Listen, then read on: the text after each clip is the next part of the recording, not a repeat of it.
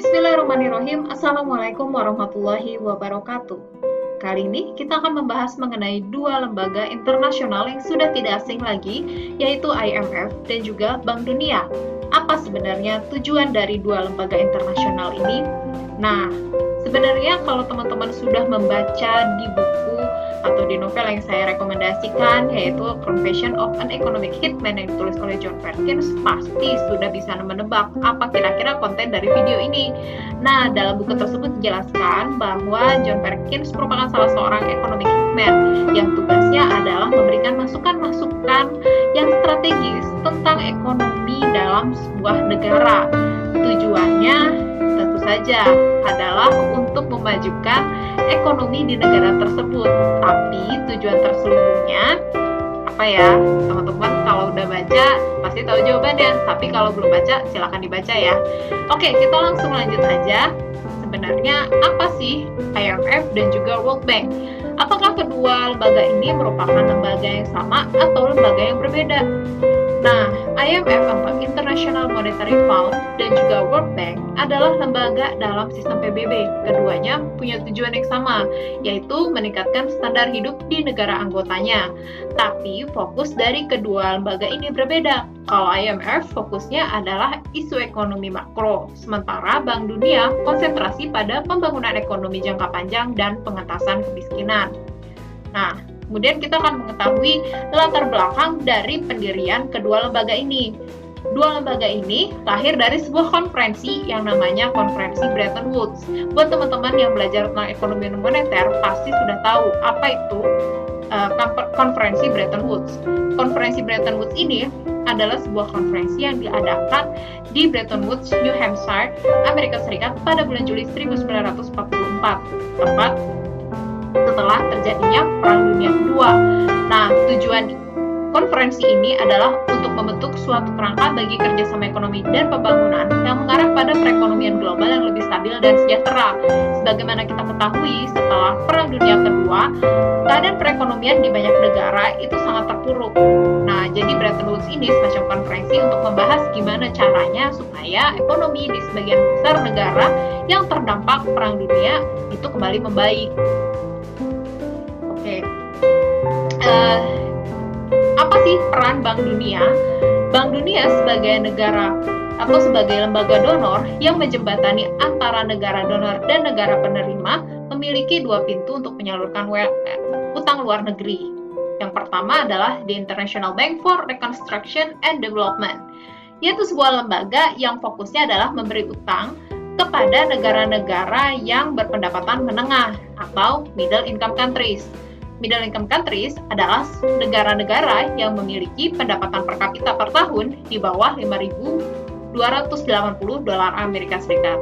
Sementara itu, yang kedua adalah International Development Association yang memberikan utang ke negara miskin, yaitu negara dengan pendapatan per kapita per tahun 885 dolar Amerika Serikat. Pinjaman IDA didanai dari uang yang disumbangkan oleh negara donor. Dan fun fact-nya di sini, bahwa Amerika Serikat menyumbang 20% dari sumber dana IDA. Indonesia ketika menerima bantuan dari Bank Dunia, maka itu lewat IBRD atau International Bank for Reconstruction and Development, karena Indonesia termasuk negara middle income countries. Next. Nah, sebenarnya apa sih tujuan dari World Bank? Yang pertama, sebagaimana saya tadi jelaskan, tujuan utama yang pertama adalah membantu korban perang. Bank Dunia telah membantu negara korban perang, terutama di wilayah Eropa, untuk segera merekonstruksi infrastruktur dan perekonomiannya yang hancur pasca Perang Dunia Kedua. Jadi ceritanya, atas usul dari salah seorang menteri Amerika, yaitu George Marshall, yang kemudian menjadi sebuah strategi yang namanya Marshall Plan. Nah, itu mereka sepakat untuk memberikan bantuan kepada negara-negara khususnya di Eropa Barat dalam hal ini untuk membangun kembali ekonominya. Kenapa sih negara-negara Eropa yang dipilih? Karena waktu itu negara Eropa sedang menyebar paham komunisme. Jadi Amerika Serikat ingin kembali merebut para sekutunya supaya mereka tidak condong ke paham komunisme. Kemudian yang kedua, tujuan World Bank adalah untuk memberikan pinjaman. Setelah proses rekonstruksi pasca perang selesai, Bank Dunia memulai peran baru sebagai lembaga pemberi pinjaman uang berbunga rendah untuk negara berkembang yang membutuhkan. Nah, di balik utangnya Bank Dunia nih, kita lihat sebenarnya apakah benar-benar Bank Dunia itu memberikan utang kepada negara-negara miskin atau negara-negara berkembang untuk memicu perekonomian mereka? Jawabannya sebenarnya tidak. Kenapa? Karena ada udang di balik bakwan. Alih-alih uang pinjaman menjadi stimulasi untuk menggerakkan roda ekonomi, sebagian besarnya justru menjadi penggerak roda ekonomi di negara pemberi pinjaman alias di negara donor. Jadi sebenarnya agak bohong kalau kita katakan bahwa ekonomi di negara berkembang itu semakin terbantu dengan adanya utang luar negeri yang diberikan gitu ya. Yang tertinggal di negara peminjam hanyalah bentuk fisik maupun non-fisik dari hasil proyek yang telah dilaksanakan. Saya ambil sebuah contoh nih, pembangunan infrastruktur. Nah, mereka memberikan pinjaman atau bantuan itu dalam bentuk teknologi misalnya, kemudian dalam bentuk barang-barang mentah gitu ya. Nah, itu berasal dari mana? Ya dari industri-industri di negara maju itu. Indonesia itu cuma dijadikan pasar. Nah, jadi ini kedok ya. Sebenarnya mereka ingin melakukan penetrasi pasar untuk memajukan pasar mereka gitu ke negara-negara berkembang, tapi mereka menggunakan kedok sebagai pinjaman luar negeri gitu. Nah, akumulasi dari dampak negatif tersebut adalah kemelut utang yang semakin menumpuk bagi negara peminjam. Contohnya aja di Indonesia, yang udah sering banget di Indonesia itu terjadi banyak sekali permasalahan akibat utang luar negeri. Selain itu, bisa terjadi kerawanan sosial di dalam negeri peminjam akibat penggunaan dana proyek yang salah sasaran, tidak profesional, atau banyak kebocoran. Misalnya dikorupsi nih utang luar negerinya. Sehingga mayoritas masyarakat negara peminjam yang seharusnya menikmati uang pinjaman yang diberikan justru merasa tidak mendapat apa-apa. Yang ada hanya segelintir orang kaya dalam negeri yang semakin kaya lantaran mendapat bagian jatah proyek yang telah dilaksanakan. Kita udah belajar ya di rent seeking theory bahwa ada segelintir orang nih yang menjadi pemburu rente. Tuh. Oke, next. Nah, sekarang kita akan bahas tentang IMF yang berdiri tanggal 27 Desember 1945 dan anggotanya sudah mencapai 183 negara merdeka. Nah, di mana proses pengambilan keputusan di IMF ini sebagaimana proses pengambilan keputusan di perusahaan, yaitu dilakukan berdasarkan jumlah kepemilikan saham. Semakin besar saham Anda di IMF, maka semakin besar Anda dapat mengontrol keputusan-keputusan yang ada di IMF. IMF adalah organisasi internasional yang bertanggung jawab dalam mengatur sistem finansial global dan menyediakan pinjaman kepada negara anggotanya untuk membantu masalah-masalah keseimbangan neraca keuangan masing-masing negara.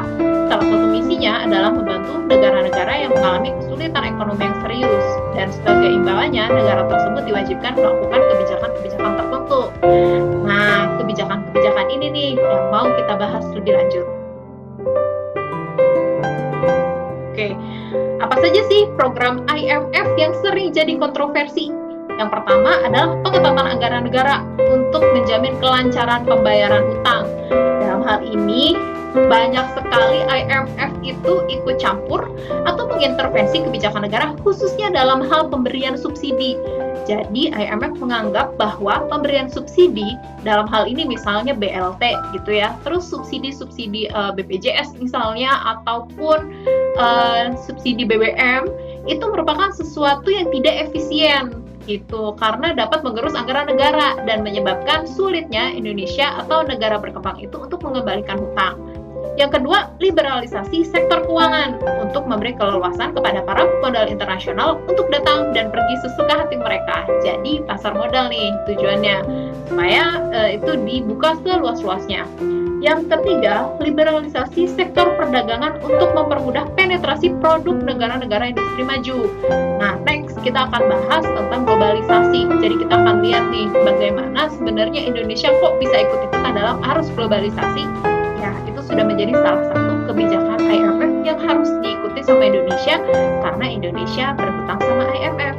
Kemudian yang keempat, privatisasi BUMN untuk memperlemah intervensi negara dan memperkuat dominasi.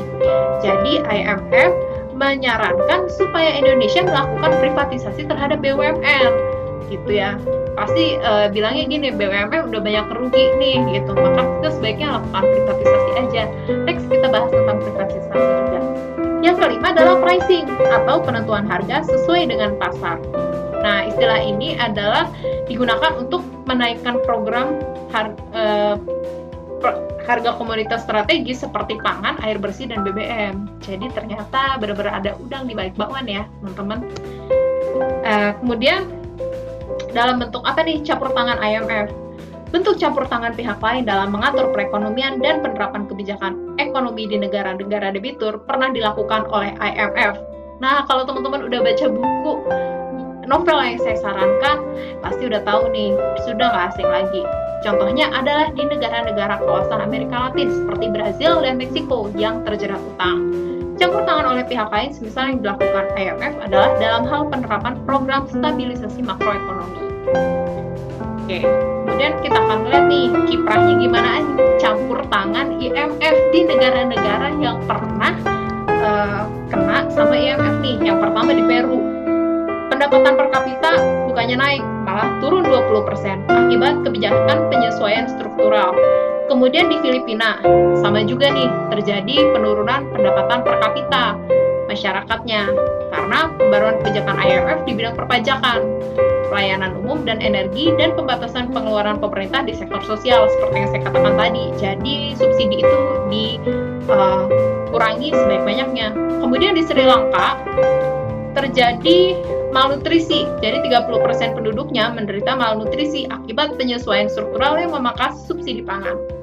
Intinya, dari tahun 1980 sampai 1985, hanya dalam waktu 5 tahun aja, IMF meluncurkan dana 30,3 miliar dolar Amerika Serikat ke negara berkembang. Dan pada saat yang sama, 3/4 negara di Amerika Latin dan Afrika menderita kemerosotan pendapatan per kapita. Jadi buktinya ya, bahwa ternyata bukannya malah berkembang tuh, tapi perekonomiannya malah menurun, dilihat dari pendapatan per kapitanya. Oke, nah itu adalah ending dari part 1. Nanti kita akan bahas selanjutnya dalam part 2. Part 2 kita akan bahas tentang utang luar negeri dan peran IMF. Jangan lupa nonton part 2-nya ya.